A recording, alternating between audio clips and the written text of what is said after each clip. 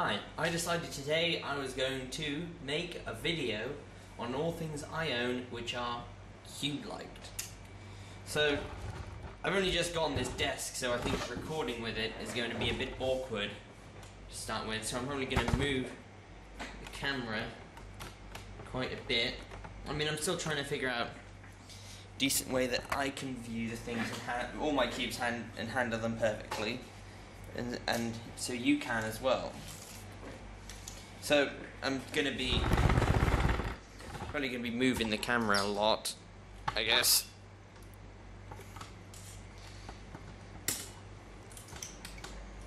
Hang on.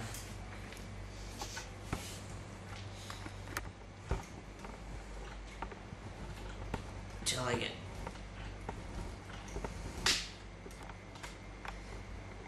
Okay, that seems perfect for me.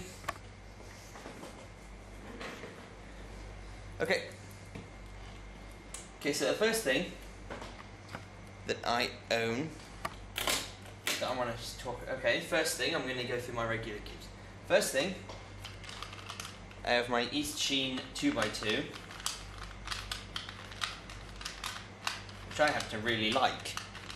I mean, it's better than most 2x2s that I've owned.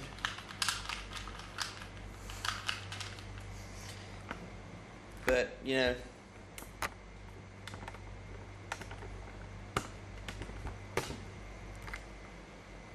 yeah.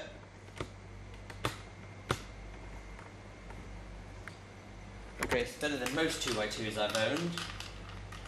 I think the one thing that I've noticed is that it's very easy to move, but it's old. Had it for many years now, so, well, about a year actually. See, 2 years nearly now.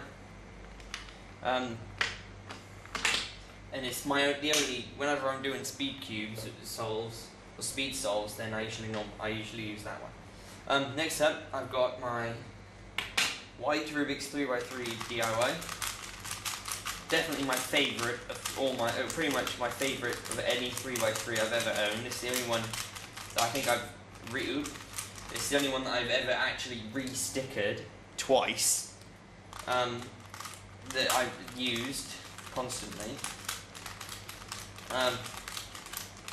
It's very fast, freshly lubed it up today. It's with this that I have my record time of 19.99 seconds, which is why I like it. Next up I have my other Rubik's DIY, this one's black. It's not as good. Haven't lubed this up in a while, and it's more prone to it popping, but it's also tense at the same time, and I don't know how in the world that happened, but oh well, that's life. So yeah, I need to fix this, definitely. I'll probably fix that up in the future, but I don't know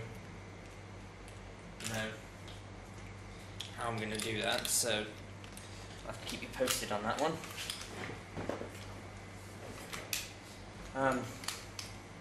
One thing, at first when I got this, I mean, I really liked it. Like, I used it more than any other cube. I used this more than any of my other cubes, but now I don't use. I try maybe use it if I ever want to do slow solves, or if I want to, learn a new method. I use that because it's easier to control. Next up is my bad attempt at a bandaged cube. Yeah, I accidentally decided to use super glue and glue together the bandage pieces. Yeah, not much to say about. Next up is my Rubik's 4x4. This is my second Rubik's 4x4. My first one, I don't know if I'll be able to find the piece. Give me a few seconds. Give me a bit. I probably won't be able to find the exact. I have. See.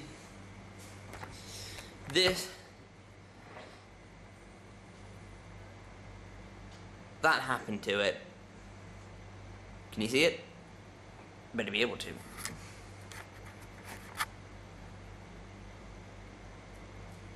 Okay, that happened to it.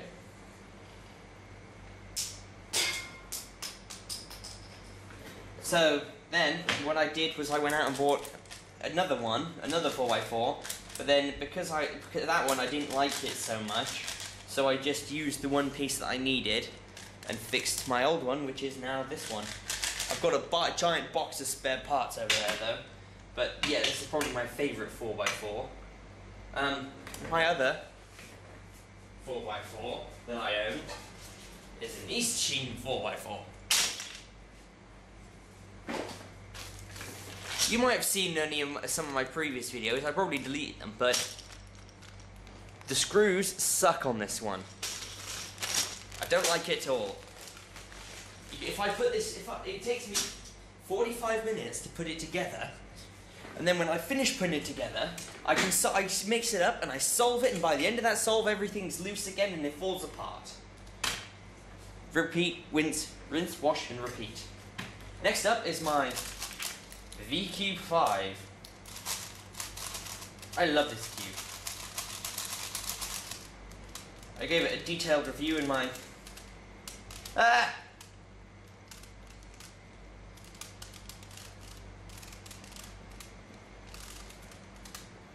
Ah!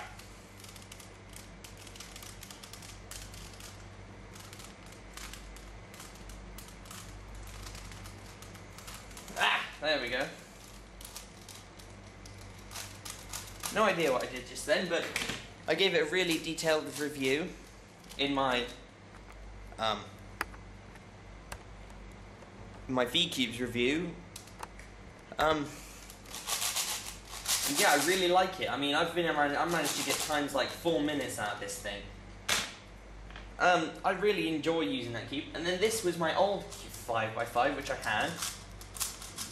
had until I got my regular 5x5, and this one's actually really, really loose now. I mean, I can get actually now, after I've been playing around with it, I'm able to get times like under 4 minutes like I am with this one now. So, but I prefer this one because it doesn't, like, if I go like, then it goes pretty much perfectly. Whereas if I use this one, then if I go like, see the difference? One flick.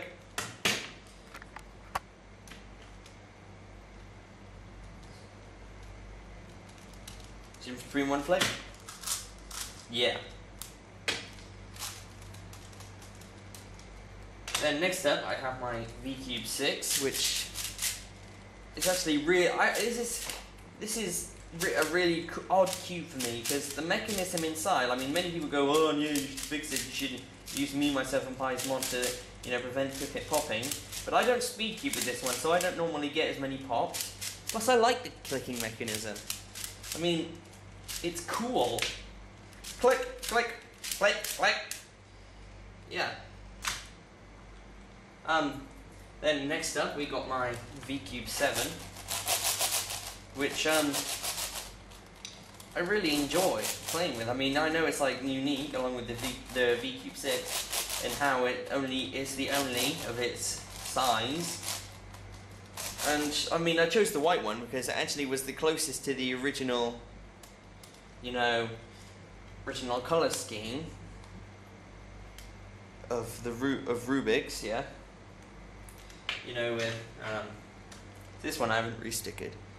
Like you see, it's the closest to the original scheme. The only difference between black and the black V-Cubes, they had a completely different color scheme, which is why I've only got the white ones. I'm not racist, by the way. Also, I like the white ones more because they're cool. Next up, we have my Rubik's Ice, which is actually really loose for a Rubik's Ice, I have to admit. I mean, I can get times like, I think about 6 seconds with that one, which is really nice.